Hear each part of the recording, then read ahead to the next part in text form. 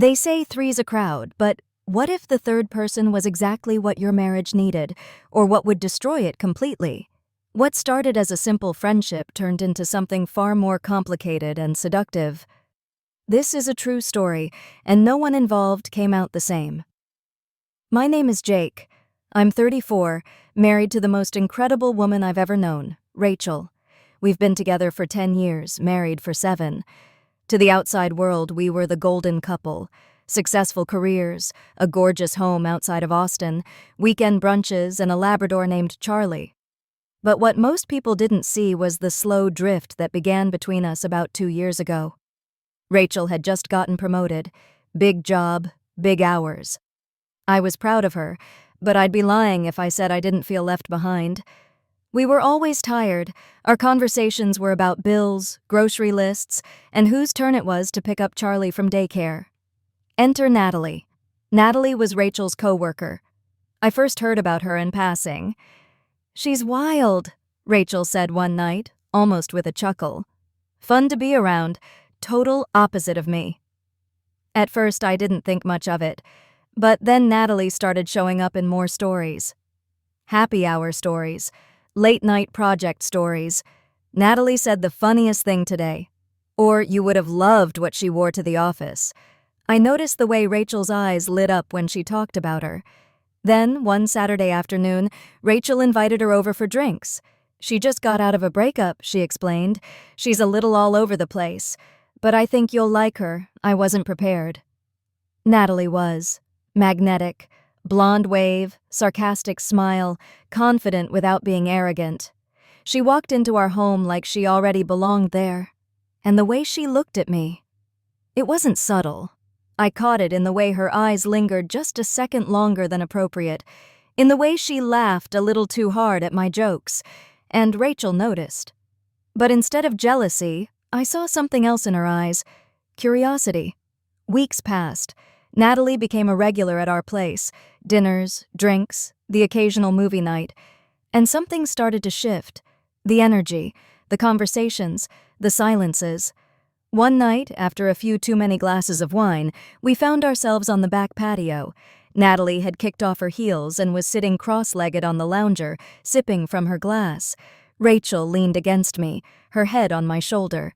The night was quiet, almost too quiet. And then Natalie said it.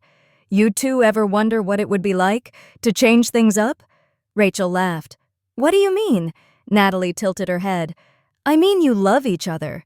That's obvious, but maybe there's more to love than what people say marriage should be." Silence.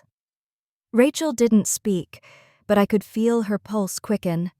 Her breathing changed. She wasn't shocked. She wasn't offended. She was intrigued. Natalie smiled. "Just a thought." That night changed everything. We didn't talk about it right away, but the idea had been planted, and it grew fast.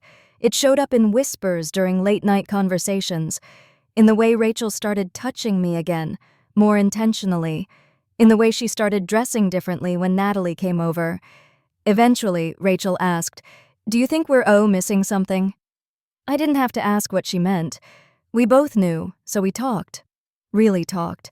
About what trust meant, what boundaries could look like, what it would mean to let someone else in, emotionally, physically, and most importantly, what it would mean for us if we did. The first time anything happened between the three of us, it was spontaneous. A stormy Friday night, the power had gone out, and we lit candles all over the house. Natalie stayed the night. Roads were flooded. We were playing a stupid board game by candlelight, laughing uncontrollably. Then, a look passed between Rachel and Natalie, unspoken electric. And Rachel kissed her. I remember just watching, frozen, fascinated. Rachel turned to me after and whispered, "Are you okay?" I was. More than okay. That night blurred the lines we thought were so solid. It wasn't about cheating, at least, not how we defined it. Everything was consensual, honest, open. But that didn't mean it was simple. In fact, it only got more complicated. What followed were a few intense months, thrilling, emotional, confusing. Natalie was more than just a guest in our home. She became part of our daily lives. At times, it felt euphoric, like we'd cracked some secret code in modern love. The tension that had once filled our marriage disappeared. Rachel and I were closer, more in tune than ever. But love isn't math. You can't just add another person and expect balance. It started small.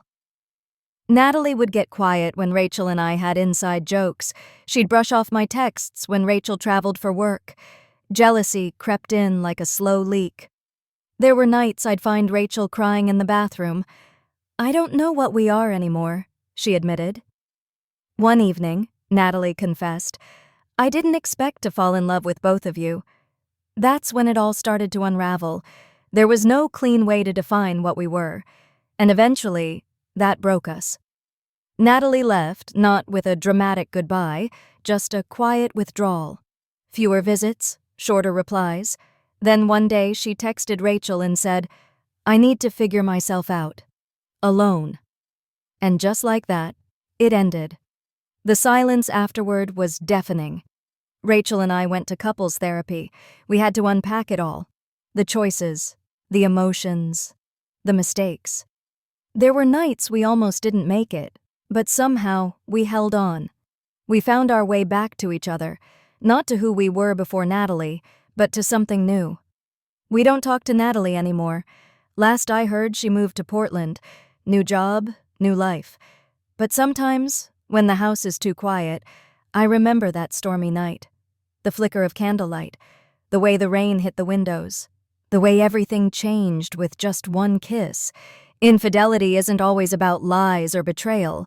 Sometimes it's about what happens when boundaries blur and emotions run deep. This story wasn't about right or wrong. It was about human connection, about love in its most complicated form. Not every story has a happy ending, but some endings teach you more than a lifetime of comfort ever could. If this story resonated with you, drop a comment below. And if you've ever found yourself in a where love didn't follow the rules, you're not alone.